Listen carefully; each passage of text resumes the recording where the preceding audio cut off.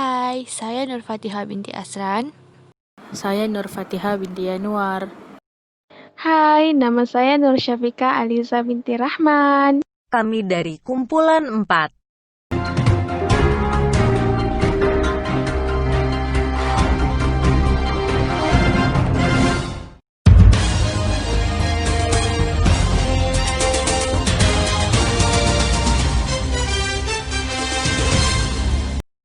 Pendahuluan. Keselamatan merupakan perihal selamat, kesejahteraan atau keamanan. Isu keselamatan sering menjadi isu yang hangat di papan buletin. Terdapat ancaman, kesan dan langkah bagi mengatasi isu keselamatan yang sering berlaku.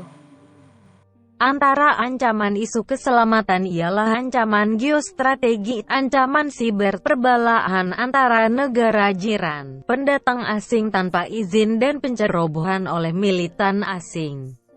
Idea yang pertama ialah ancaman geostrategik. Malaysia mempunyai kawasan daratan dan lautan yang luas. Hal ini menjadi rebutan antara negara jiran untuk mengambil kawasan bagi tujuan ekonomi negara masing-masing. Contohnya, perebutan pulau ligitan antara Malaysia dan Filipina. Idea yang kedua ialah ancaman cyber.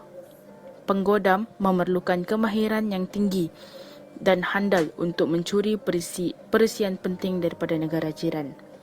Ianya bertujuan untuk mengeksploitasi penguasaan terhadap ekonomi dan teknologi. Idea yang ketiga ialah perbalahan antara negara jiran.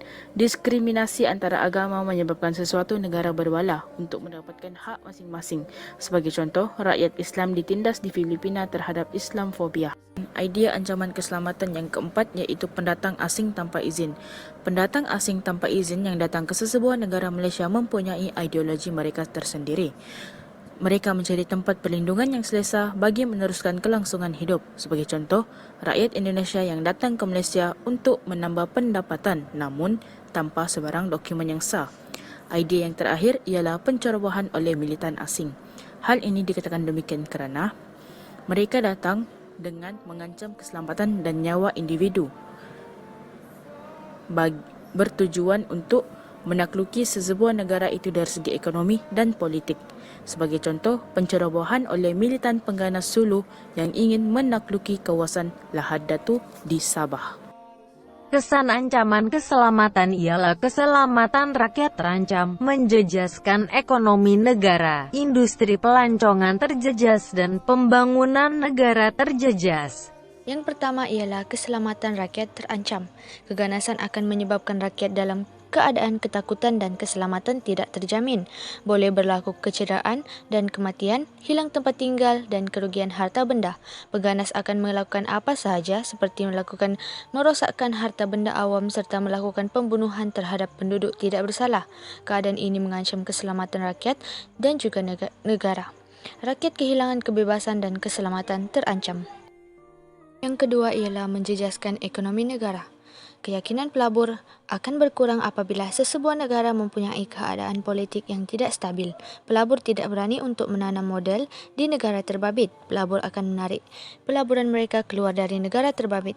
Kerancakan ekonomi negara tersebut akan terjejas dengan Seterusnya, industri pelancongan akan terjejas.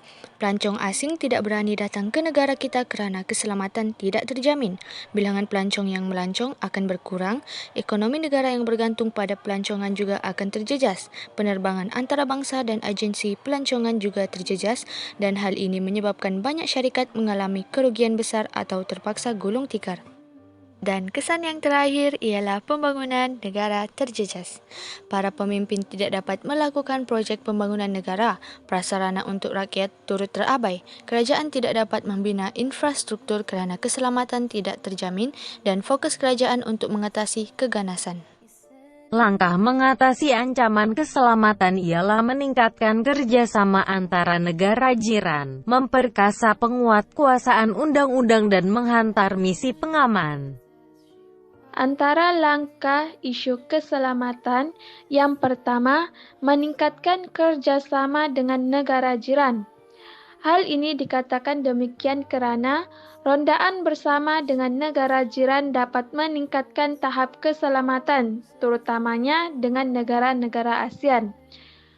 Setiap negara dapat bertukar-tukar maklumat perisikan yang mampu membantu pihak berkuasa mengenal pasti individu-individu yang terbabit dalam kegiatan keganasan. Sebagai contoh, Tentera Udara Diraja Malaysia (TUDM), TLDM, dan pelbagai agensi penguatkuasa maritim termasuk dari Indonesia, Singapura, dan Thailand. Hal ini dapat mengurangkan aktiviti keganasan yang berlaku. Langkah yang kedua ialah menghantar misi pengaman. Hal ini dikatakan demikian kerana pasukan pengaman yang terdiri daripada tentera multinasional dihantar di bawah panji Pertubuhan Bangsa-Bangsa Bersatu, iaitu PBB. Hal ini bertujuan untuk mengadakan gencatan senjata antara negara-negara yang berperang. Keadaan ini mampu membantu untuk memulihkan keamanan dan keselamatan negara. Sebagai contoh, Malaysia menyertai misi pengaman PBB di Kemboja untuk memantau proses pilihan raya berjalan dengan lancar. Langkah yang ketiga ialah memperkasakan penguatkuasaan undang-undang. Hal ini dikatakan demikian kerana pihak polis dan tentera harus bertindak dengan segera dengan melakukan rondaan di setiap tempat yang kerap berlakunya keganasan. Sebagai contoh, kawasan keselamatan khas Pantai Timur Sabah. Mereka yang terlibat akan dikenakan hukuman atau denda. Perkara ini akan menjadikan mereka berasa takut untuk melakukan sebarang jenayah. Kesimpulannya, isu keselamatan perlu dititikberatkan oleh pelbagai pihak yang bertanggungjawab. Hal ini dapat menjamin keamanan dan kesejahteraan hidup rakyat. Sekian, terima kasih.